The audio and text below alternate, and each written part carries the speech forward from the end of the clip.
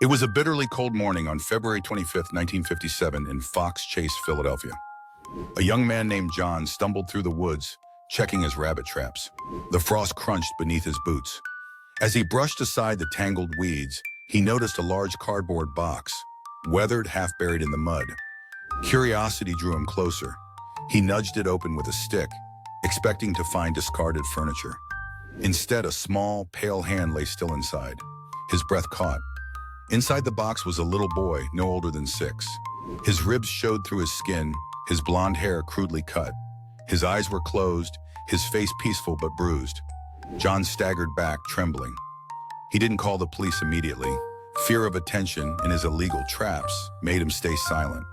It would be days before anyone reported what he had found. When authorities finally reached the scene, the box was already damp from rain.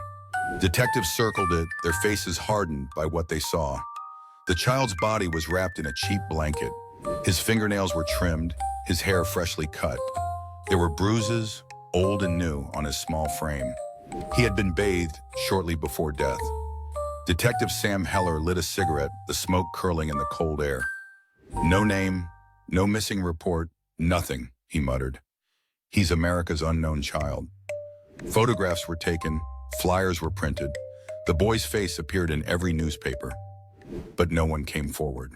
Weeks passed, police canvassed orphanages, hospitals, and neighborhoods. They questioned hundreds. Was he a runaway, an abandoned child?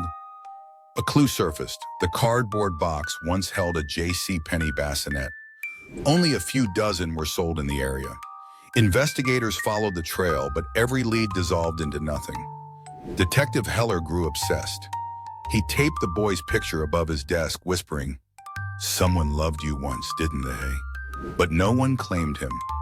Years later, a woman named Martha came forward. Her hands shook as she told her story.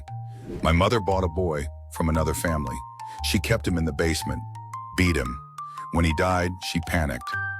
Detectives followed her claim, revisiting the old case files. Martha's timeline matched certain details: the haircut, the blanket, the box. But there was no evidence, no witness, no record of the boy's existence. Her story was dismissed as fantasy or guilt.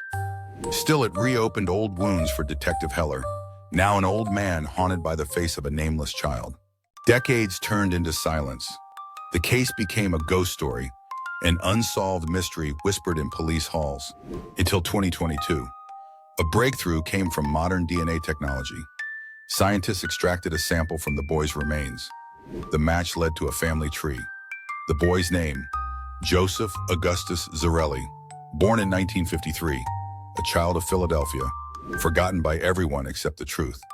The revelation shocked the nation. Reporters swarmed the cemetery where America's unknown child had lain for 65 years. His gravestone, once marked only with "Heavenly Father, bless this unknown boy," finally had a name. Detectives traced Joseph's parents, both dead. Neither had ever reported him missing.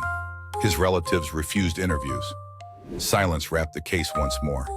But Detective Heller's successor, Officer Marissa Kane, stood at the boy's grave one gray afternoon and whispered, "You're not forgotten anymore."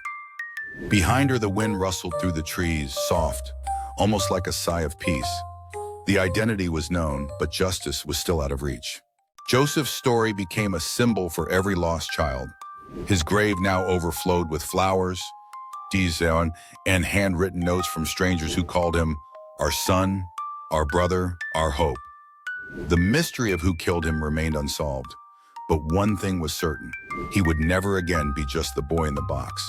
Every mystery hides a human story, one of pain, love, and longing for truth.